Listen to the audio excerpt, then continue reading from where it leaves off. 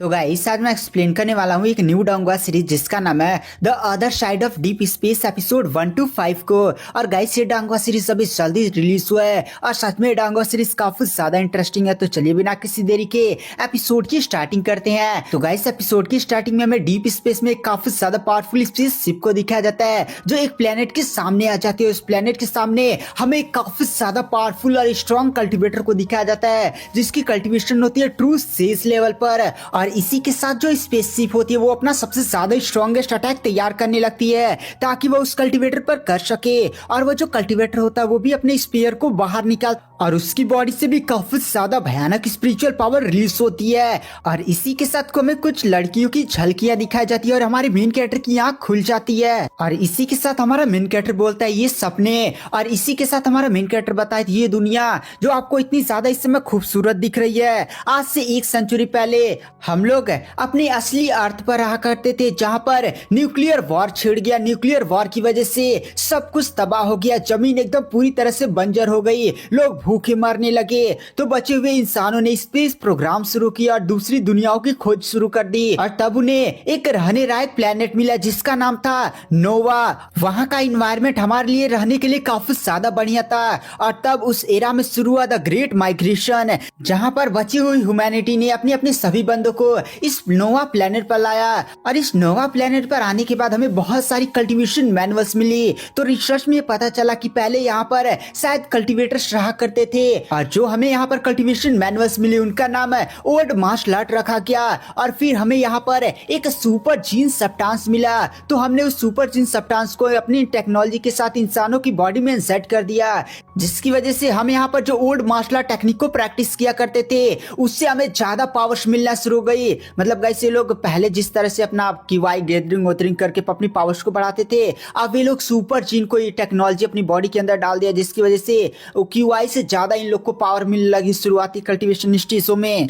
जिसकी वजह से ये हुआ कि इन लोगों को यहाँ पर जो ओल्ड मैनुअल्स मिली थी उन सारे पार्ट्स को छोड़ दिया और ओल्ड मार्शल आर्ट धीरे धीरे डिक्लाइन होने लगी। यहाँ पर लोगों ने नए मार्शल आर्ट की तरफ शिफ्ट। और यहाँ पर अभी भी कुछ लोग ऐसे हैं जो लोग ओल्ड मार्शल आर्ट को प्रैक्टिस करते हैं और उन्हीं में से मैं भी हूँ। मेरा नाम है वांग शुआन है और मैं भी लकी हूँ कि मुझे ancient university college of old arts में एडमिशन लेने का मौका मिला और वहाँ पर मैंने ओल्ड आर्ट्स की प्रैक्टिस की। तभी वहां पर वांग के दोस्त का फोन आता है कि भाई वांग जल्दी से कॉलेज आ, यहाँ पर लफड़ा हो चुका है। तो वहां पर जो हमारा वांग होता है वो तुरंत कॉलेज की तरफ निकल जाता है। और उसके बाद गाइस हमें कॉलेज का सीन दिखाया जाता है जहां पर नोटिस चिपका गया था कि भाई कॉलेज को यहाँ पर डिमोलिश यानी गिराया जा रहा है। और इसी के साथ वहां पर मशीन भी आ जाती है कॉलेज को तोड़ने के लिए। तो यहाँ पर वांग शुआन का दोस्त भी बोलता है कि भाई मैंने यहाँ पर सुना है नोवा के लोगों ने यहाँ पर न्यू आर्ट को और भी ज्यादा इम्प्रूव कर लिया है जिसकी वजह से यहाँ पर जितने भी ओल्ड मार्शल आर्ट स्कूल है उनको डिमोलिश कर अब केवल न्यू मार्शल आर्ट को प्रैक्टिस कराया जाएगा। भाई ऐसे कैसे चलेगा यार, अब हमारा मन है ओल्ड मार्शल आर्ट सीखने का तो हम ओल्ड मार्शल आर्ट सीखेंगे, क्यों न्यू मार्शल आर्ट हम पर थोपा जा रहा है। यहाँ पर कुछ बंदे तो खुश होने लगते हैं कि भाई ओल्ड मार्शल आर्ट बहुत ही ज्यादा थोड़ा कठिन था और इसको सीखने के लिए काफी ज्यादा मेहनत लग। चलो ठीक ही हुआ, बंद हो गया, अब हम लोग सुपर जीन वाला सीखेंगे भाई। तभी गाइस यहाँ पर एक बंदे की आवाज आती है कि जो ओल्ड मार्शल आर्ट प्रैक्टिशनर थे उन्होंने 100 सालों में एक भी ग्रैंड मास्टर नहीं दिया है। और यहाँ पर जितने भी लोगों ने न्यू मार्शल आर्ट को प्रैक्टिस किया उनमें से कई सारे न्यू हमें ग्रैंड मास्टर मिल चुके हैं और इसीलिए ओल्ड मार्शल आर्ट कॉलेज भी बंद ही हो जाना चाहिए। फालतू में तुम लोग क्या यहाँ पर अपनी लाइफ बर्बाद कर रहे हो। और यहाँ पर काफी ज्यादा ओल्ड मार्शल आर्ट टेक्निक्स की बुराइयां करने लगता है कि भाई इससे तुम्हारी पावर्स नहीं बढ़ेंगी, एकदम ऐसे अपनी जिंदगी बर्बाद कर रहे हो, छोड़ो। और गाइस इस बंदे का नाम होता है साओ यून है जो साओ फैमिली का यंग मास्टर होता है। और गैस तभी वहां पर कुछ लड़की कहते हैं वो देखो यहाँ पर सीनियर रू आ रही है। और गैस वहां पर हमें काफी ज्यादा ब्यूटीफुल सी लड़की की कूल सी एंट्री दिखाई जाती है अपनी बॉडी गार्ड के साथ है। सॉरी गैस ये पूरा कॉलेज नहीं तोड़ा जा रहा था, कॉलेज के अंदर कई सारे ब्रांचेस या डिपार्टमेंट्स होते हैं ना। तो गैस यहाँ पर जो ओल्ड मार्शल आर्ट डिपार्टमेंट था उसको तोड़ा जा रहा होता है। और गैस यहाँ पर जो सीनियर रू है वो भी इस कॉलेज के दूसरे डिपार्टमेंट में पढ़ती है। और वो जो लड़की होती है वो हमारे मेन कैरेक्टर के पास से गुजरती है, मतलब वांग शुआन के पास से गुजरती है और इसे कूल सा अंदाज में देखती है। तो गैस वहाँ पर जो साकुन होता है वो तुरंत ऑर्डर देता है कि तुरंत इस डिपार्टमेंट को तोड़ दिया जाए। तो वहाँ पर जो मशीन होती है वो तुरंत डिपार्टमेंट को तोड़ने लगती है। तो यहाँ पर स्टूडेंट बोलने लगते हैं कि भाई रुक जाओ, एक बार हमें डीन से इसके बारे में बात ही करने दो। तुम ऐसे ही अभी डिपार्टमेंट को नहीं तोड़ सकते, हमने अभी अभी एडमिशन लिए, इतने सारे पैसे खर्च किए हैं, तुम लोग डिपार्टमेंट को तोड़ दोगे तो हम लोग कहाँ पर जाएंगे। गाइस कुछ बंदों को रोबोट्स रोक लेते हैं और एक बंदा अंदर जाने की कोशिश करता है, बट वहां पर साकुन का गार्ड उसे मारकर घायल कर देता है। साकुन भी कहता है कि इस दुनिया में केवल स्ट्रॉन्ग लोग का राज है, तुम लोग यहाँ पर कुत्ते हो कुत्ते, चुपचाप यहाँ से निकल जाओ। ओल्ड कल्टीवेशन सीखने वाले और काफी ज्यादा बेइज्जती कर देता है और कहता है आज यहाँ पर इस डिपार्टमेंट को तोड़ने से कोई भी नहीं रोक सकता। यहाँ पर वांग सुआन के दोस्त को भी काफी ज्यादा गुस्सा आ जाता है, वो तुरंत रोकने के लिए आके जाता है, बट गार्ड तुरंत उसको एक मुक्का मारकर पीछे ढकेल देता है और उस पर एक जानलेवा अटैक कर देता है। बट गाइस हमारा मेन कैरेक्टर वांग सुआन तुरंत उसके हाथ को पकड़ लेता है और कहता है मुझसे लड़ना भी, और तुरंत उसके हाथ को निमोड़ कर उस पर अटैक कर तुरंत उस गार्ड को पीछे ढकेल देता है। तो यहाँ पर साकुन भी कहता है ओहो तुम हो वांग सुआन, मैंने तुम्हारे बारे में सुना है, तुम भी ओल्ड मार्शल आर्ट टेक्निक को सीखते हो ना, और तुम यहाँ के नंबर 1 डिसाइपल हो। तो मैं तुम्हें चैलेंज देता हूँ, देखो मेरे और तुम्हारे बीच में 1 वर्सेस 1 ड्यूअल होगा। अगर तुम मुझे हरा देते हो तो यहाँ पर जो डिपार्टमेंट का डिमोलिशन हो रहा है मैं उसे रोक दूंगा, ये डिपार्टमेंट को नहीं तोड़ा जाएगा। तो क्या तुम मेरे चैलेंज को एक्सेप्ट करते हो? जवाब क्यों नहीं दे रहे, डर गए क्या? ओहो लगता है तुमने स्वीकार कर लिया कि हमारी मार्शल आर्ट के सामने तुम लोग कुछ भी नहीं हो। तो फिर गाइस हमें पेड़ के पीछे एक मिस्टीरियस से बंदे को दिखाया जाता है जो इन सारी नसारी को देख रहा होता है। तो गाइस यहाँ पर हमें वांग सुआन का सीन शिफ्ट किया जाता है, जहाँ पर जो वांग सुआन होता है वह कहता है तो ठीक है मैं तुमसे 1 वर्सेस 1 फाइट करने के लिए तैयार हूँ, बट यहाँ पर फाइट नहीं होगा, एकदम प्रॉपर फाइट होगा, वो भी अरीना में। और फिर गाइस हमें अरीना का सीन शिफ्ट किया जाता है। तो गाइस यहाँ पर जितने भी डिसाइपल्स होते हैं वो बातें करने लगते हैं कि भाई अगर यहाँ पर ब्रदर वांग सुआन सीज जाते हैं तो हमारे डिपार्टमेंट के लिए एक होप है। तो गाइस हमें वहां पर एक बंदे को दिखाया जाता है, ये भी गाइस साउ फैमिली से ही होता है। मैं भी यहाँ पर ओल्ड मार्शल आर्ट्स की पावर देखना चाहता हूँ, तुम यहाँ के नंबर 1 डिसाइपल हो, अगर तुम साउ यून को हरा देते हो तो मैं तुम्हें यहाँ पर सीक्रेट मैनुअल प्रोवाइड करूंगा। तो गाइस कल्टीवेशन मेथड तो सेम है, या जितने भी मैनुअल्स थे इन लोग को, जितने भी इस दुनिया में मैनुअल्स मिले हैं वो सेम ही है, बट इन मैनुअल्स को सीखने का इन लोगों ने पाथ बदल दिया है। जैसे पहले के कल्टीवेटर्स क्या करते थे, क्यूआई एनर्जी का यूज करते थे, ओल्ड वाले जितने भी ओल्ड मार्शल आर्ट सीखने वाले हैं वो लोग क्यूआई एनर्जी पर ज्यादा फोकस करते थे, बट यहाँ पर जितने भी न्यू वाले हैं वो सुपर जीन की पावर्स पर ज्यादा फोकस होकर डिपेंड करते हैं। तो गाइस इस बंदे का नाम होता है साओ मिंग सुआन, है जो साओ यून का फादर होता है। और इसी के साथ गाइस जो बंदा होता है वो जाकर अपने सीट पर बैठता है और अपने गार्ड से कहता है कि इस फाइट की एक वीडियो बनाओ, हमें दिखाना है कि यहाँ पर जो ओल्ड मार्शल आर्ट है वो बहुत ही ज्यादा बेकार है, हमारी यहाँ पर जो सुपर जीन वाली न्यू मार्शल आर्ट है वो काफी ज्यादा स्ट्रॉन्ग है। तभी गाइस वहाँ पर रैन भी आ जाती है और कहती है अंकल साओ मिंग सुआन आपने मुझे यहाँ पर बुलाया है। तो वहाँ पर जो साओ मिंग सुआन होता है वह कहता है हाँ रे ना यहाँ पर बैठो, आज मैं तुम्हें दिखाने वाला हूँ कि यहाँ पर जो ओल्ड मार्शल आर्ट है और जो न्यू मार्शल आर्ट है उसमें जो सबसे ज्यादा सुपीरियर है वो न्यू मार्शल आर्ट है। और इसी के साथ वहाँ पर जो रैन होती है वो वहाँ पर बैठ जाती है। जाओकुन और हमारा मेन कैरेक्टर वांग सुआन दोनों अरीना में लड़ने के लिए तैयार हो जाते हैं। जहाँ पर जो जाओकुन होता है वो हमारे वांग सुआन पर अटैक करता है, लेकिन वांग सुआन उस पर उसको डॉज कर लेता है। और इसी के साथ दोनों के बीच में काफी ज्यादा खतरनाक है और आइकोनिक लेवल की बैटल दिखाई जाती है, जहाँ पर हमारा मेन कैरेक्टर थोड़ा सा पीछे चल गया था, बट उसने जाओकुन को भी लात मारकर पीछे कर दिया होता है। और इसी के साथ वो दोनों फिर से एक दूसरे के साथ टकराते हैं, लेकिन इस बार जो हमारा वांग सुआन होता है वो जाओकुन पर भारी पड़ जाता है और तुरंत 2-3 लात मारकर उससे पीछे ढकेल देता है। और इसी के साथ पूरी ऑडियंस भी वांग सुआन की तारीफ करने लगती है कि भाई वांग सुआन तुम कर सकते हो, तो डालो उसको। वांग सुआन भी अपने पोस्ट में आता और कहता भाई जा जा।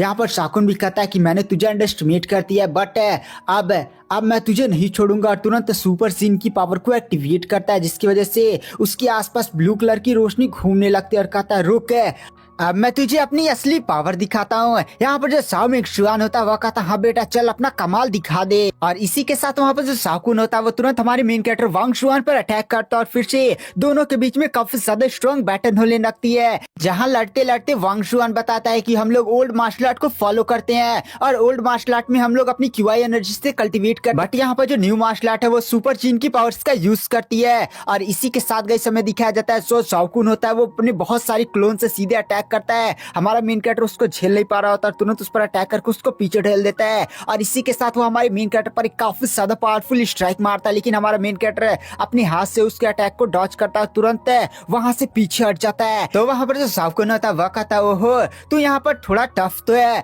बट मैं भी देखना चाहता हूँ तू मेरी पावर के सामने कब तक टिक पाता है। तो गाइस यहीं पर हमारा जो मेन कैरेक्टर वांग शुआन होता है वो तुरंत थंडर आर्ट को एक्टिवेट करता है। यहाँ पर ये जो लड़की रैन होती है वो भी थंडर आर्ट को देखकर काफी ज्यादा शॉक हो जाती है और इसी के साथ दोनों एक दूसरे पर अटैक करते हैं। लेकिन वहां पर हमारा मेन कैरेक्टर तुरंत सड़क का डॉज कर लेता है और इसी के साथ दोनों के बीच में काफी ज्यादा खतरनाक बैटल होती है। लेकिन हमारा जो मेन कैरेक्टर होता है वो थंडर की पावर्स का यूज कर रहा था, जिसकी वजह से वो बार बार शाओकुन पर भारी पड़ा होता है। और यहाँ पर हमारा मेन कैरेक्टर काफी ज्यादा पावरफुल अटैक सीधे शाओकुन पर कर उसके अंदर अपनी थंडर पावर को भेज देता है, जिसकी वजह से यहाँ पर सुपर जीन की पावर दबने लगती है। इस नजारे को देखकर वहां पर रैन भी काफी ज्यादा शॉक हो जाती है। यहाँ पर जो शाओकुन होता है वो तुरंत अपने पास से एक सीक्रेट तालिस्मान निकाल लेता है कि भाई इसका यूज करके उड़ा ही दूंगा, बट हमारा मेन कैरेक्टर बहुत ही ज्यादा तेजी के साथ उसके हाथ को पकड़ लेता है। वो बार बार उस तालिस्मान को पकड़ने की कोशिश करता है, बट हमारा मेन कैरेक्टर उसको तालिस्मान यूज ही नहीं करने दे रहा होता है। बट वहां पर जो शाओकुन होता है वो काफी ज्यादा मेहनत करने के बाद तालिस्मान पकड़ लेता है। जैसे वो तालिस्मान को छूता है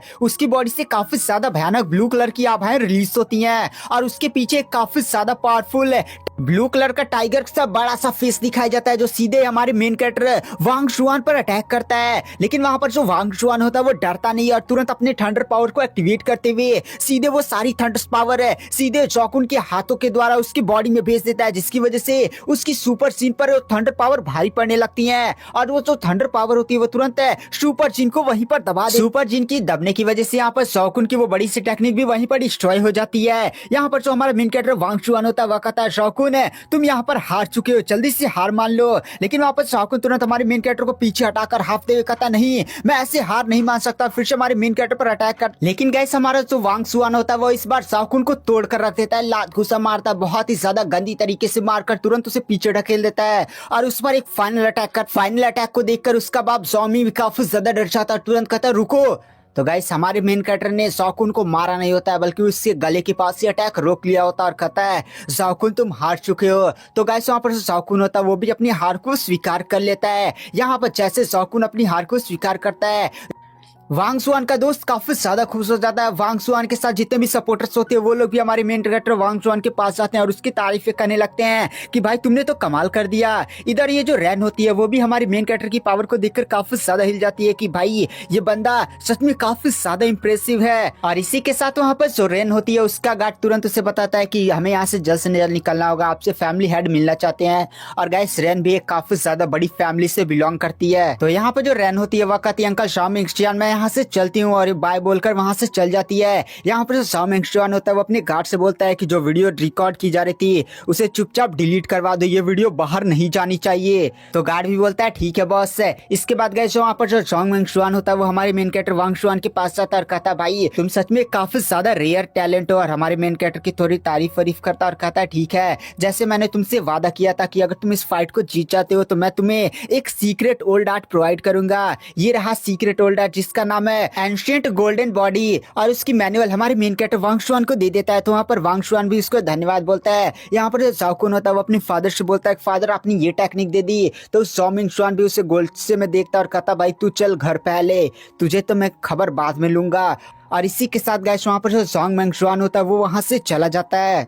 और इसी के साथ गाइस हमें वांग शुआन को दिखाया जाता है। जो हमारा मेन कैरेक्टर वांग शुआन होता है वो अपने लॉकर के पास आया होता है, उसमें कुछ अपनी यादें वादे देखता है और फिर वो अपना शूज लेन बांधने के लिए बैठ। तभी वांग शुआन के बगल से एक बंदा गुजरता है। वहाँ पर जो वांग शुआन होता है वो तुरंत खड़ा होता है और अपने लॉकर के सामने एक अजीब से कार्ड को देखता है। वो उस कार्ड को देखकर काफी ज्यादा शौक हो जाता है और फिर वो उस कार्ड को उठाता है। उस कार्ड में एक एड्रेस होता है। तो गाइस यहाँ पर जो वांग शुआन होता है वो भी इधर उधर देख कर कहता है कि भाई उसे ये कार्ड किसने दिया। और गाइस हमें वहीं पर कैमरे के ऊपर एक अजीब से रोबोटिक क्रिएचर को दिखाया जाता है जो हमारे मेन कैरेक्टर पर नजर बनाए रखे हुए थे। और इसी के साथ हमें एक अजीब से स्पेसशिप का सीन दिखाया जाता है जहां पर कुछ लोगों ने अजीब अजीब जगहों पर अपना नजर बनाए हुए था। उस स्पेसशिप के अंदर कई सारे रोबोट्स भी थे और वो जो स्पेसशिप होती है वो तुरंत अपने सामने एक अजीब सा पोर्टल ओपन कर तुरंत उसके अंदर चली जाती है। तो गाइस यहीं पर इस साथ मैं एक्सप्लेन करूंगा the other side of deep space episode 2 को। तो गाइस अगर आपको हमारी इस वीडियो की एक्सप्लेनेशन पसंद आती है तो चैनल को लाइक सब्सक्राइब जरूर करें। तो गाइस एपिसोड की स्टार्टिंग में हमें हमारे मेन कैरेक्टर वांग शुआन को दिखाया जाता है, जो पिछले एपिसोड में उसे कार्ड नहीं मिला था। वहीं पर वांग शुआन जा रहा होता है क्योंकि उसमें जॉब के बारे में लिखा होता है। और यहाँ पर जो वांग शुआन होता है वह एक बिल्डिंग के सामने पहुंचता है जिसका नाम होता है इंटरस्टेलर ग्रुप। तो गाइस उस बिल्डिंग के अंदर हमें एक बंदे को दिखाया जाता है, जहाँ पर उसकी असिस्टेंट बोलती है कि कैप्टन है वो आ चुका है। तो कैप्टन भी बोलता है ठीक है उसे अंदर भेजो। तो गाइस हमारा मेन कैरेक्टर वांग शुआन कमरे के अंदर जाता है और वहाँ पर जो कैप्टन होता है वो हमारे मेन कैरेक्टर को बैठने को बोलता है और हमारे मेन कैरेक्टर की ओल्ड मार्शल आर्ट की तारीफ करते हुए बोलता है कि तुमने ओल्ड मार्शल आर्ट को काफी ज्यादा हद तक मास्टर किया हुआ है। इस समय लोग ओल्ड मार्शल आर्ट को सीखना प्रीफर नहीं करते क्योंकि ओल्ड मार्शल आर्ट को सीखना काफी ज्यादा कठिन होता है। इसलिए बहुत सारी यूनिवर्सिटीज और बहुत सारे स्कूल्स बंद होते गए हैं और गवर्नमेंट भी अब धीरे धीरे ओल्ड मार्शल आर्ट पर बैन लगाई है। बट अभी भी कुछ लोग हैं जो ओल्ड मार्शल आर्ट को प्रीफर करते हैं। और मैंने तुम्हारी फाइट देखी थी यार भाई, बहुत ज्यादा खतरनाक थी, इसलिए मैं तुमसे काफी ज्यादा इंप्रेस हो चुका हूँ। इसीलिए मैं तुमसे पूछना चाहता हूँ क्या तुम हमारे हिडन पास साइट को ज्वाइन करना चाहते हो। तो वहाँ पर वांग शुआन भी कहता है क्या हिडन पास साइट है, बट बाहर तो लिखा हुआ इंटरस्टेलर ग्रुप है। तो वहाँ पर जो कैप्टन होता है वह कहता है बाहर से हमने नाम इंटरस्टेलर ग्रुप रख दिया है और अंदर हम लोग ओल्ड मार्शल आर्ट को प्रैक्टिस भी करते हैं और उस पर रिसर्च भी करते हैं। दरअसल हमारे इस ग्रुप का नाम है हिडन पास सेक्ट है और हम लोग ओल्ड मार्शल आर्ट पर काफी ज्यादा रिसर्च करते हैं। और हमें रिसर्च में ये भी पता चला है कि इस प्लेनेट पर काफी ज्यादा स्ट्रॉन्ग कल्टीवेटर्स रहा करते थे। हमें कुछ एल्केमिस्ट के निशान भी मिले हैं। तो वहाँ पर जो वांग शुआन होता है वह कहता तो ठीक है मैं आपके ग्रुप में ज्वाइन होने के लिए रेडी हूँ, क्या मुझे कोई टेस्ट वोस्ट भी देना पड़ेगा। तो वहाँ पर जो कैप्टन होता है वह कहता हाँ तुम्हें एक टेस्ट देना पड़ेगा। दरअसल हम लोग एक हफ्ते बाद एक मिशन पर जा रहे हैं, तुम्हें भी हमारे साथ चलना होगा। बट एक बात ध्यान रखना वांग शुआन, वो मिशन काफी ज्यादा खतरनाक होने वाला है, उसमें तुम्हारी जान भी जा सकती है। तो मैं पहले तुम्हें वार्निंग दे देना चाहता हूँ। तो वहाँ पर जो वांग शुआन होता है वह कहता आप मेरी चिंता मत करिए, मैं सारी चीजों को हैंडल कर लूंगा। तो फिर वहाँ पर जो कैप्टन होता है वो हमारे मेन कैरेक्टर को एक एडवांस वॉच देता है। इस वॉच के अंदर हमारा मेन कैरेक्टर अपने स्टेट्स और आसपास का पूरा लोकेशन मैप अब काफी ज्यादा अच्छी तरीके से देख सकता है। तो फिर वहां पर जो वांग शुआन होता है वह कहता कैप्टन एक बात बताइए, क्या सच में इमोर्टल्स है, एल्केमिस्ट है, ये सब होते हैं, आपको रिसर्च में कुछ पता चला है क्या। तो वहां पर जो कैप्टन होता है वह कहता है अभी भी इस नोवा प्लेनेट के बारे में इंसानियत को उतना कुछ नहीं पता है जितना वो सोचते हैं। और इसी के साथ वो हमारे मेन कैरेक्टर को एक बक्सा देता है। हमारा मेन कैरेक्टर उसको ओपन करता है तो उसके अंदर एक मास्क होता है। तो वहां पर जो कैप्टन होता है वह कहता मिशन थोड़ा खतरनाक होने वाला है, तो इस मास्क को पहन लोगे तुम्हें कोई पहचान नहीं पाएगा और इससे तुम्हारी आइडेंटिटी भी सेफ होगी। और इसी के साथ गाइस हमें एक स्पेसशिप का सीन दिखाया जाता है। स्पेसशिप के अंदर जो कैप्टन होता है वो हमारे मेन कैरेक्टर को अपनी टीम से इंट्रोडक्शन करवाता है और बताता है कि इसका नाम वांग शुआन है। तो गाइस वहां पर एक बंदा कहता है वांग शुआन तुम्हारा स्वागत है। गाइस इस बंदे का नाम होता है हैरियर, लड़की का नाम होता है गाइस काइट और इस बंदे का नाम होता है ब्लैक टाइगर। और वहां पर कैप्टन होता है जिसका नाम होता है ओल्ड मू। तो वहां पर जो हमारा मेन कैरेक्टर होता है वह कहता है आप सबसे मिलकर भी काफी ज्यादा खुशी हुई। तो उसी के बाद वहां पर जो कैप्टन होता है वो सभी को मिशन समझाना शुरू करता है कि यहाँ पर क्विंगसी माउंटेन के अंदर हमें एक रूइन मिला है और रूइन के अंदर काफी ज्यादा हाई लेवल के ट्रेजर्स हो सकते हैं और हमने जितना अंदाजा लगाया वो कोई एल्केमी सेक्ट हो सकता है। और शायद वहां पर कोई बहुत ही ज्यादा भयानक बैटल हुई थी जिसकी वजह से वो एरिया पूरी तरह से डिस्ट्रॉय हो चुका है और उस जगह के बारे में जाओ फैमिली को भी आइडिया लग चुका है, इसलिए जाओ फैमिली के बंदे भी वहां पर है। तो हमें काफी ज्यादा वहां पर मुसीबत होने वाली है। जाओ फैमिली का नाम सुनकर वहां पर हमारे मेन कैरेक्टर को जाओ मंगशुआन है और उसके बेटे साओकुन की याद आती है। और इसी के साथ वहां पर जो कैप्टन होता है वह कहता है कि हम लोग उस रूइन से थोड़ा सा दूर ही उतरेंगे ताकि जाओ फैमिली के लोगों को पता ना चले। और गाइस हमें उस जगह को दिखाया जाता है, वो सच में काफी ज्यादा खूबसूरत होती है। वहां पर सभी टीम मेंबर्स 4 किलोमीटर उस रूइन से दूर ही उतर जाते हैं और सेफली धीरे धीरे आगे बढ़ने लगते हैं क्योंकि वो लोग जाओ फैमिली के लोगों को सतर्क नहीं करना चाहते थे। और इसी के साथ जो कैप्टन होता है वो तुरंत एक ड्रोन को आगे भेजता है और धीरे धीरे ड्रोन का पीछा करते हुए लोग आगे बढ़ने लगते हैं। और फिर वो लोग उस गुफा में पहुंच जाते हैं। गुफा में थोड़ी दूर आगे जाते हैं तो वो लोग देखते हैं कि वहां पर 2 रोबोट्स तैयार बैठे हैं। तो वहां पर जो कैप्टन होता है वह कहता है कि लगता है जाओ फैमिली के लोग पक्का रूइंस में पहले ही पहुंच चुके हैं। और इसी के साथ वो काइट से बोलता है काइट जाओ अपने स्नाइपर्स को उन दोनों रोबोट्स बताना। तो वहां पर जो काइट होती है वो तुरंत थोड़ा सा ऊपर चढ़ती है और अपने स्नाइपर को उन दोनों रोबोट्स पर तान देती है। और इसी के साथ वहां पर जो कैप्टन होता है वो तुरंत अपने ड्रोन को आगे भेजता है। वो जो रोबोट्स होते हैं वो जैसे ड्रोन को देखते हैं तुरंत उस पर फायरिंग करना स्टार्ट कर देते हैं, लेकिन वहां पर जो ड्रोन होता है सभी अटैक्स को डॉज करते हुए सीधे ही उन दोनों रोबोट्स के पीछे चला जाता है। तो रोबोट्स भी पीछे मुड़कर उस पर फायरिंग करना स्टार्ट कर देते हैं, बट वहां पर जो कैप्टन होता है वो तुरंत अपने पास से एक अजीब सा डिवाइस सीधे उन रोबोट्स के पास भेजता है। उस डिवाइस के अंदर से कुछ अजीब सी रेस निकलती है जो सीधे ही उन दोनों रोबोट्स के कोर को डिस्ट्रॉय कर देती है। कोर के डिस्ट्रॉय होने की वजह से वहां पर उसके अंदर जो पायलट्स बैठे थे रोबोट्स के अंदर तुरंत बाहर निकल जाते हैं। यहाँ पर जो हमारी स्नाइपर काइट होती है वो तुरंत अपने स्नाइपर का यूज करती है और वहां पर दोनों गार्ड्स को वहीं पर निपटा देती है धा धा धा। और इसी के साथ टीम के सभी मेंबर्स तुरंत उस रूइन के अंदर एंटर करने के लिए आगे बढ़ने लगते हैं। वहां पर जो हमारा मेन कैरेक्टर होता है वो उस जगह को देखता है और कहता है भाई सच में ये किसी एंशिएंट सेट की तरह लग रहा है। तभी वहां पर जो कैप्टन होता है वह कहता है वांग शुआन वहां पर क्या कर रहे हो, जल्दी से अंदर चलो। और गैस वो लोग अंदर आगे बढ़ते हैं और गैस जैसे वो लोग थोड़ा सा आगे बढ़ते हैं उन्हें वहां पर एक डेड बॉडी मिलती है। तो वहां पर वो लोग आइडिया लगाते हैं कि भाई यहाँ पर पहले एकदम ट्रैप बिछा हुआ था और लगता है सब फैमिली के लोग आगे बढ़े थे, जिसकी वजह से सारे ट्रैप्स को उन लोगों ने क्लियर कर दिया है। पर फिर भी यहाँ पर कोई हिडन ट्रैप हो सकता है, तो थोड़ा सा सावधान रहना। और इसी के साथ वो लोग साइलेंटली यहाँ पर साफ फैमिली के धीरे धीरे गार्ड्स को खत्म करते हुए आगे बढ़ने लगते हैं और वो लोग रूइन के सेंटर एरिया में पहुंच जाते हैं, जहाँ पर जो कैप्टन होता है वो दूरबीन लगाकर सामने की तरफ देखता है। वह देखता है कि साफ फैमिली के बंदे कुछ एक गोल्डन बॉक्स बाहर निकालते हैं। तभी वहां पर अचानक से साफ फैमिली का एक कार्ड आकर वहां पर इन्फॉर्म करता है कि यंग मास्टर हमें यहाँ पर बहुत सारी अपने बंदों की डेड बॉडी मिली है, यानी पक्का यहाँ पर घुसपैठिए घुसा है। तभी कैसे वहां पर जो कमांडर साउडा होता है वह कहता है यंग मास्टर आप यहाँ पर कुछ बंदों को लीजिए और इस गोल्डन बॉक्स को लेकर चुपचाप यहाँ से निकलिए और यहाँ पर मैं इन सभी घुसपैठियों से निपटता हूँ। तो वहां पर जो यंग मास्टर होता है वो कुछ बंदों के साथ तुरंत यहाँ से निकलने लगता है और इधर तुरंत साउथ फैमिली के सभी बंदे लड़ने की पोजीशन में आ जाते हैं। तो यहाँ पर जो कैप्टन होता है वो जो नजर रखा हुआ था दूरबीन से वो देखता है कि भाई एकदम मशीन गन और सारे बंदे निकलने के लिए तैयार हैं। तो वहां पर जो कैप्टन होता है वह कहता है कि वो हमारे बारे में जान चुके हैं। तो यहाँ पर ब्लैक टाइगर कहता है तो भाई देख क्या रहे हो, चलो हमला करते हैं। इसी के साथ जो कैप्टन होता है वो काइट से बोलता है काइट पीछे से स्नाइपिंग करो। और इसी के साथ जो कैप्टन होता है वो अटैक करता है और यहाँ पर जो काइट होती है वो सीधे ही जो बड़े बड़े मशीन गन के पास बंदे थे उनको निपटाना शुरू कर देती है। और फिर गाइस यहाँ पर बैटल्स होना शुरू हो जाती है, लगातार गोलियां धाए धाए धाए धाए। हमें यहाँ पर एक काफी ज्यादा इकोनिक लेवल की बैटल दिखाई जाती है, जहाँ पर हमारे टीम मेंबर्स और साफ फैमिली के बंदे धाए धाए गोलियों पर गोली मारे पड़े होते हैं। और इसी के साथ जो कैप्टन होता है गाइस वह सीधे ही साफ फैमिली का यंग मास्टर जो ट्रिजर लेकर भाग रहा था उसका पीछा करना शुरू कर देता है। और इसी के साथ जो कैप्टन होता है वो एक काफी ज्यादा पावरफुल अटैक सीधे साफ फैमिली के यंग मास्टर पर करता है। बट वहां पर गाइस जो साउडा होता है साफ फैमिली का वो सीधे आकर कैप्टन के अटैक को रोक लेता और कहता है दोस्त ये जो चीज है वो साफ फैमिली से बिलोंग करती है तो हमसे पंगे ना लो। लेकिन वहां पर जो कैप्टन होता है वो सीधे उस साउडा पर अटैक कर देता है। तो वहां पर जो गाइस यंग मास्टर होता है पीछे दिखाया जाता है वो अपने ट्रेजर को एक बंदे को देखा और कहता है यहाँ से निकलो।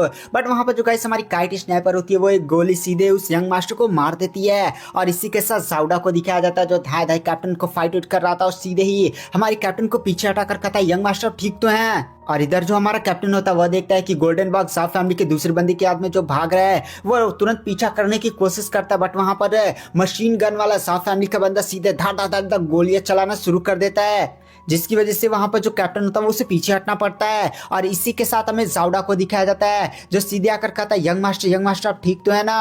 वह चेक करता है कि भाई यंग मास्टर को गोली तो नहीं लगी है क्योंकि आर्मर ने बचा लिया, बस बेहोश हुए हैं। और इसी के साथ जो हमारी टीम होती है वो साफ फैमिली के सभी बंदों पर भारी पड़ी होती है। यहाँ पर साफ फैमिली के बंदे वहां पर टिक ही नहीं पा रहे होते हैं। यहाँ पर जो साउडा होता है वो तुरंत मशीन गन वाले बंदे को देखता है और कहता भाई मशीन गन चलाना। बट वहां पर मशीन गन वाला बंदा बोलता है कि भाई यहाँ पर इतनी ज्यादा फाइट्स हो रही है, हमारे बंदे भी मेरे सामने हैं। तो साउडा कहता है जल्दी से मशीन गन चला वरना तुझे यहीं पर उड़ा दूंगा।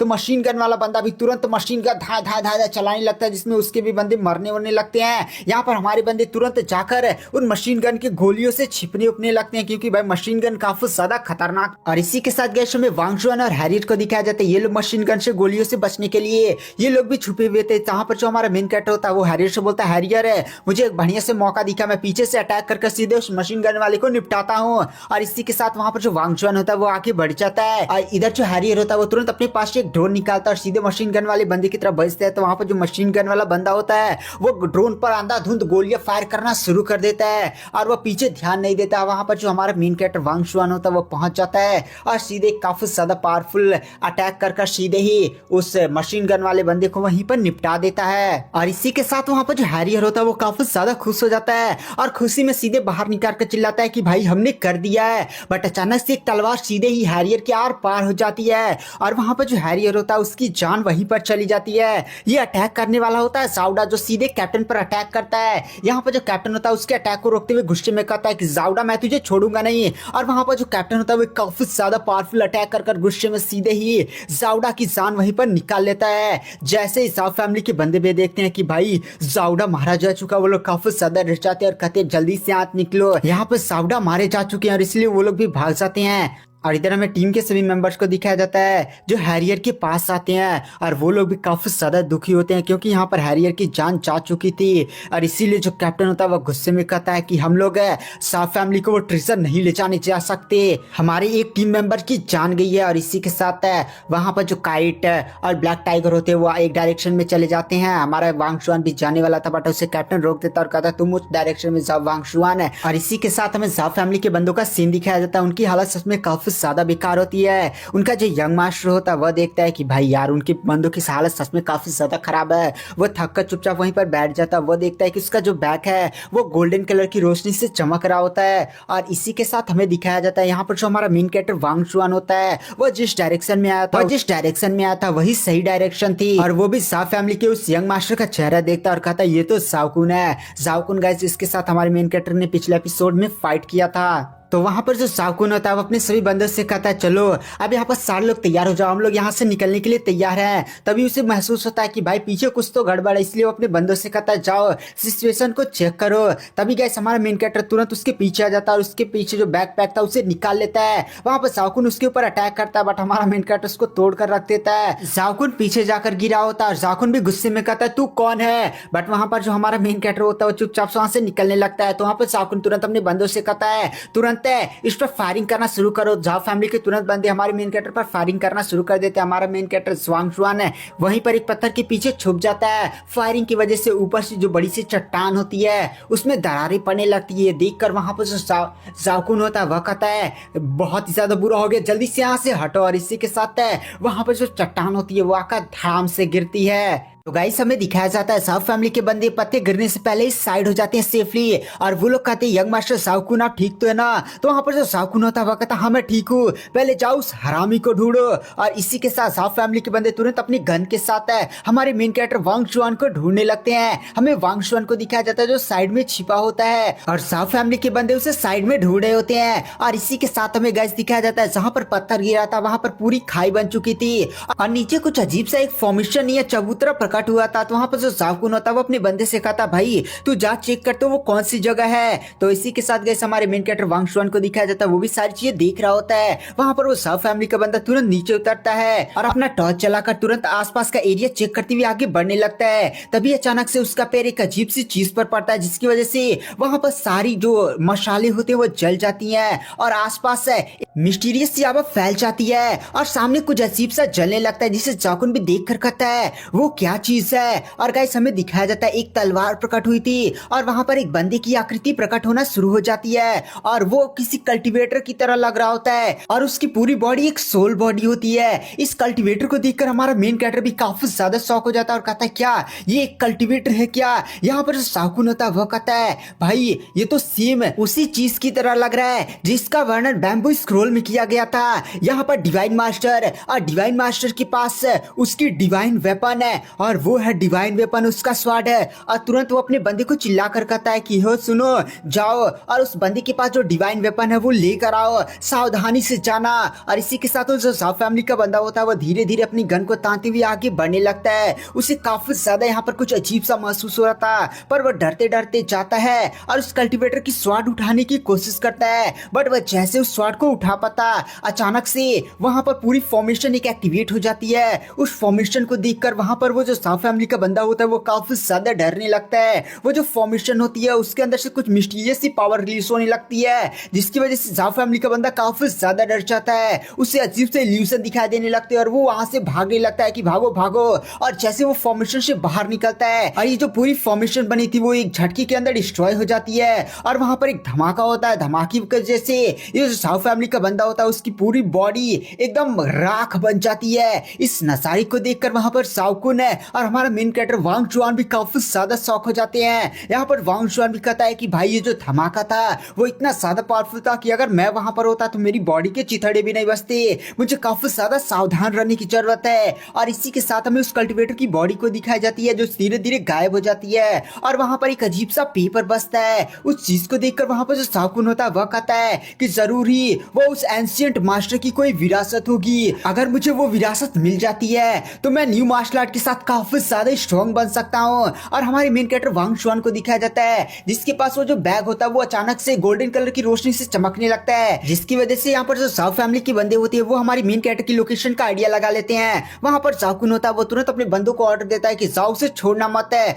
बट हमारा मेन कैरेक्टर तुरंत है अपनी गन निकालकर उन पर फायरिंग करना शुरू कर देता है। बट यहाँ पर जो साव फैमिली के बंदे होते हैं वो उस पर अटैक कर उसके गन को गिरा देते हैं। यहाँ पर सावकुन भी तुरंत छुप जाता है। साव फैमिली के बंदे भी हमारे मेन कैरेक्टर को घेरते हुए उसके पास पहुंचने वाले होते हैं। वांग चुआन तुरंत अपना चाकू निकालकर उनसे लड़ने के लिए तैयार होता है। इधर सावकुन भी उस आर्टिफैक्ट के पास पहुंच चुका होता है और कहता है पक्का ही वो उस एंसेस्ट मास्टर की कोई लेगेसी होगी। और इसी के साथ हमें दिखाया जाता है वहां पर एक बैग उठता है। जैसे वो बैग उठता है साव फैमिली के बंदों का ध्यान उधर से हट जाता है और जैसे उनका ध्यान एक सेकंड के वहां से हटता है हमारा मेन कैरेक्टर तुरंत चाकू चलाकर एक बंदे को वहीं पर निपटा देता है। दूसरा बंदा उस पर गोली शूट करता है लेकिन गोली को डॉज करते हुए उसको भी वहीं पर तोड़ देता है और इसी के साथ वो सीधे सावकुन के पास लैंड करता है। सावकुन भी वांग चुआन को देखकर तुरंत अपनी गन निकाल कर कहता है मैं तुझे छोड़ूंगा नहीं, पर इससे पहले गन वो चला पाता हमारे मेन कैरेक्टर का चाकू उसके हाथ से टकराता और गन दूर चली जाती है। और इसी के साथ गैस वहां पर जो वांग चुआन होता है वो सावकुन से बोलता है सावकुन है जल्दी से चुपचाप से वो जो तेरे पास पेपर वो मेरे हवाले कर दे।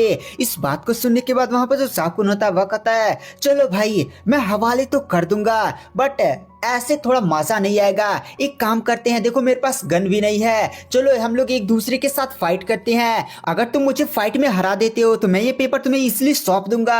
तो वहां पर जो हमारा वांग चुआन होता है वो भी तुरंत लड़ने की पोजीशन में आ जाता है और कहता आजा भाई। और इसी के साथ गए वहां पर जो सावकुन होता है वो तुरंत अपनी सुपर सीन की पावर को एक्टिवेट करते हुए कहता है अब मैं तुझे दिखाऊंगा अपनी सुपर सीन की पावर। और सीधे ही काफी ज्यादा पावरफुल अटैक करता है बट हमारा मेन कैरेक्टर उसके सभी अटैक्स को काफी ज्यादा इसलिए डॉज करते हुए उसे एक धाए पंच मार देता है। उस पंच की वजह से वहां पर जो सावकुन होता है वो पीछे चला जाता है। सावकुन भी कहता है ये तो ओल्ड मार्शल आर्ट है, चलो अब मैं तुम्हें अपनी पूरी ताकत दिखाता हूँ। और इसी के साथ सावकुन तुरंत अपनी सुपर सीन की पूरी पावर्स को एक्टिवेट करता है। उसके आसपास एक काफी ज्यादा नीली कलर की रोशनी घूम जाती है और इसी के साथ जो सावकुन होता है हमारे मेन कैरेक्टर पर अटैक करता है बट हमारा जो मेन कैरेक्टर होता है उसके अटैक को डॉज करते हैं भाई काफी ज्यादा कूल तरीके से उसे एक खतरनाक सा मुक्का मारता है। इतना ज्यादा खतरनाक ये पंच होता है कि एक झटके के अंदर यहाँ पर सावकुन हार जाता है और वो काफी ज्यादा घायल भी हो जाता है। हमारा मेन कैरेक्टर वांग चुआन भी उसके पास जाकर बोलता है कि भाई चुपचाप से वो पेपर मेरे हवाले करता है नहीं। वहां पर जो सावकुन होता है वो काफी ज्यादा डर चुका होता है इसलिए वो चुपचाप वो उस पेपर को हवाले कर देता और कहता भाई प्लीज मेरे को मत मारो, मैं साव फैमिली का यंग मास्टर हूँ, अगर तुम मुझे करते हो तो साव फैमिली के लोग तुम्हारे पीछे आएंगे। हमारा मेन कैरेक्टर चुपचाप पहले वो पेपर लेता है और उसके गले पर अटैक कर तुरंत उसे वहीं पर बेहोश कर देता है। और इसी के साथ वहां पर जो वांग चुआन होता है उसे काफी ज्यादा क्यूरियोसिटी हो जाती है और इसीलिए वह तुरंत उस गोल्डन बॉक्स को ओपन कर उसके अंदर से गोल्डन प्लेट्स को बाहर निकाल लेता है और दूसरे हाथ में उसने वो पेपर पकड़ा होता है। और अचानक से वहां पर एक अजीब सी रोशनी सीधे हमारे मेन कैरेक्टर के आसपास घूमने लगती है। ये अजीब सा मिस्टीरियस ऑरा यहाँ पर सच में काफी ज्यादा भयानक होता है और अचानक से वो ऑरा फिर से एक कल्टीवेटर का रूप बना लेता है और वो जो गोल्डन प्लेट्स होती है वो हवा में उड़ती हैं और वो एकदम बीम की तरह सारी बड़ी बड़ी हो जाती हैं और उन गोल्डन प्लेट्स पर कुछ मार्शल आर्ट मूव्स आ जाते हैं। इन मार्शल आर्ट को देखकर वहां पर जो वांग चुआन होता है वह कहता है ये तो टेक्निक्स हैं और तुरंत वो बैठकर उन सभी टेक्निक को मास्टर करने लगता है। उसके सामने जो कल्टीवेटर था वो कुछ मंत्रों का उच्चारण करता जा रहा था और उसकी बॉडी से बहुत अजीब सी मिस्टीरियस आवाजें रिलीज हो रही थी। वो जो कल्टीवेटर जो भी मंत्र बोल रहा था वो हमारा मेन कैरेक्टर भी बोलते जा रहा था और उसे ऐसा फील हो रहा था कि ये सारी मार्शल आर्ट टेक्निक उसके माइंड में धीरे धीरे उतरती जा रही है। और इसी के साथ वो जो कल्टीवेटर होता है वो एक अजीब सा मूव मूव चलता है और एक अजीब सा हाथ वाला अटैक है सीधे हमारे मेन कैरेक्टर पर कर देता है। वो बड़ा सा हाथ है सीधे हमारे मेन कैरेक्टर की बॉडी से टकराता है और उसकी बॉडी के अंदर जो उसकी मेरिडियंस होती है वो काफी ज्यादा तेजी के साथ खुलने होने लगती हैं और उसकी आभाएं भी बहुत ही ज्यादा तेजी के साथ चेंज होने लगती हैं और वहां पर काफी ज्यादा बड़ी सी ब्लास्ट को दिखाया जाता है। बड़ी सी ब्लास्ट की वजह से हमारे मेन कैरेक्टर की तुरंत वहां पर आंखें खुल जाती है और अपने सामने वो उस कल्टीवेटर को देखता है। वो जो कल्टीवेटर होता है वो उस पेपर को देख रहा था। उस पेपर को देखने के बाद वो जो कल्टीवेटर होता है वो अपनी स्वॉर्ड बाहर निकालकर स्वॉर्ड टेक्निक्स को प्रैक्टिस करने लगता है और जैसे जैसे वो स्वॉर्ड टेक्निक्स को परफॉर्म करता जा रहा था वो स्वॉर्ड टेक्निक इतनी ज्यादा भयानक थी कि भाई वो बंदा सोल ही था पर फिर भी उसके अटैक में इतनी ज्यादा भयानक पावर थी कि आसपास पूरा ही एकदम तबाही मच जाता है। हमारा मेन कैरेक्टर भी कहता है कि भाई ये बंदा सोल फॉर्म में है पर फिर भी इसके अटैक से इतने ज्यादा भयानक है। ये जो बंदा टेक्निक परफॉर्म कर रहा है क्या ये सारी टेक्निक्स उस पेपर के अंदर लिखी हुई है। वो उन टेक्निक्स को ध्यान से देखने लगता है बट अचानक से उस पर एक अटैक आ जाता है और यह अटैक उस कल्टीवेटर ने किया होता है जिसकी वजह से वांग शुआन काफी ज्यादा डर जाता है क्योंकि भाई वो जानता था इस सोल फॉर्म में इसका अटैक कितना ज्यादा भयानक था।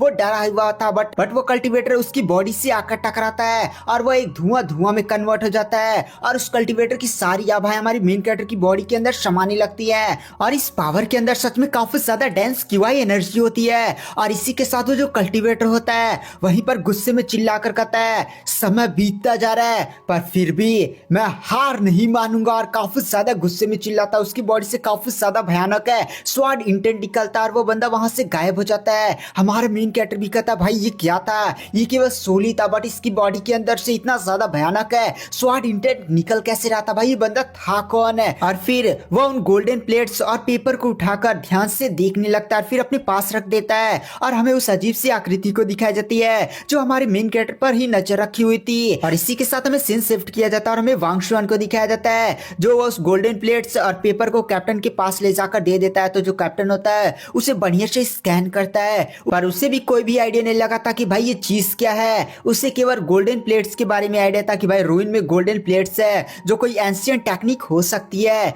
और इसी के साथ वो हमारे मेन कैरेक्टर को देखता है उसे वांग शुआन की बॉडी से कुछ अजीब सा महसूस होता है। ऐसा लग रहा था कि वांग शुआन की आभाएं चेंज हो चुकी है। और इसी के साथ वहां पर जो कैप्टन होता है वो हमारे मेन कैरेक्टर की तारीफ करता है। वहां पर जो वांग शुआन होता है वह कहता है मैं साउथ फैमिली की यंग मास्टर को लेकर आया हूँ तो इसका क्या करना है। तो वहां पर जो कैप्टन होता है वह कहता है हमें इसको यहीं पर छोड़कर जाना होगा, हम इसे मार नहीं सकते, साउथ फैमिली का यंग मास्टर है, अगर हम इसे कुछ करते हैं तो पूरी साउथ फैमिली हमारी ग्रुप के पीछे आएगी, इसलिए इसे यहीं पर छोड़ दो। और फिर वो लोग हैरियर की बॉडी के पास जाते हैं। यहाँ पर जो काइट होती है वो भी रो रही थी क्योंकि यहाँ पर हैरियर ने बोला था कि भाई मुझे एल्केमिस्ट देखना है और जब उन्हें इनके बारे में आइडिया लग चुका था कि भाई एल्केमिस्ट कल्टीवेटर होते हैं तो यहाँ पर हैरियर ही नहीं रहा। इन चीजों को देखने के बाद सभी लोग काफी ज्यादा दुखी थे। हमारे वांग शुआन को भी याद आता है कि हैरियर कितना ज्यादा फ्रेंडली बंदा था। यहाँ पर जो वांग शुआन होता है उसे भी काफी ज्यादा दुख होता है। और इसी के साथ हमें सीन स्पेस में शिफ्ट किया जाता है जहाँ पर बहुत सारे स्पेसशिप होते हैं जहाँ पर एक बंदा कहता है मास्टर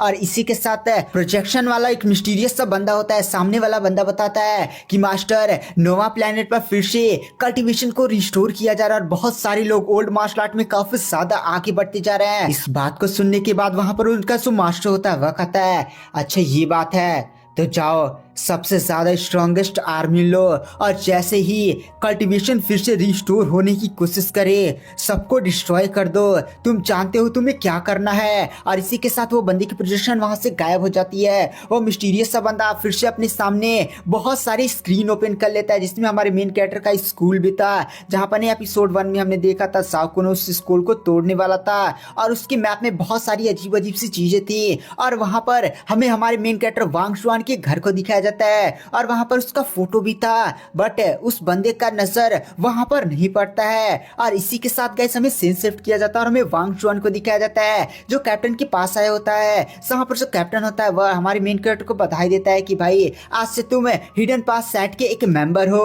और फिर वो कबाड़ से एक अजीब से व्हाइट कलर की बॉक्स को निकालता और कहता है ये गोल्डन प्लेट्स हैं जो तुमने काफी ज्यादा मेहनत किया इसे प्राप्त करने के लिए, इसलिए मैं तुम्हें देना चाहता हूँ, इसको बढ़िया से सीखो। और इसके अंदर काफी ज्यादा हाई लेवल की टेक्निक्स है जिसको तुम्हें बढ़िया से समझना होगा और फिर तुम्हें प्रैक्टिस करना होगा।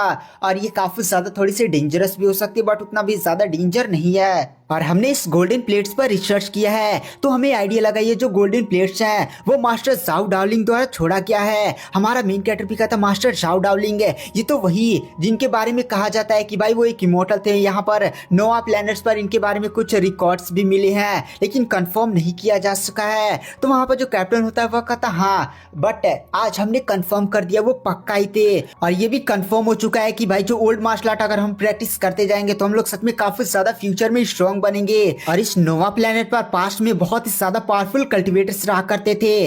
और इसी के साथ हमारा जो मेन कैरेक्टर होता है वह कहता है कैप्टन आपने तो ये दे दिया, बट वहां पर वो देखिए वो अजीब सा पेपर पड़ा हुआ है, तो क्या मैं उसको एक पेपर पर कॉपी कर लूं? तो वहां पर जो कैप्टन होता है वो हंसते हुए मना कर देता है नहीं भाई, हमने अभी इस पर रिसर्च नहीं किया भाई, ये क्या चीज है, जब तक हम इस पर कोई एकदम नतीजा नहीं लगा लेते कि भाई ये सेफ है या नहीं, क्योंकि रूइंस में मिली हुई हर चीजें सेफ नहीं होती है, इसीलिए जब तक हम ये कंफर्म नहीं कर लेते कि भाई ये सेफ है तब तक तुम्हें प्रोवाइड नहीं कर सकते। एक बार इस पर रिसर्च हो जाने तो फिर हम तुम्हें दे देंगे। तो हमारा मेन कैरेक्टर भी कहता है थैंक यू कैप्टन और वहां से चला जाता है।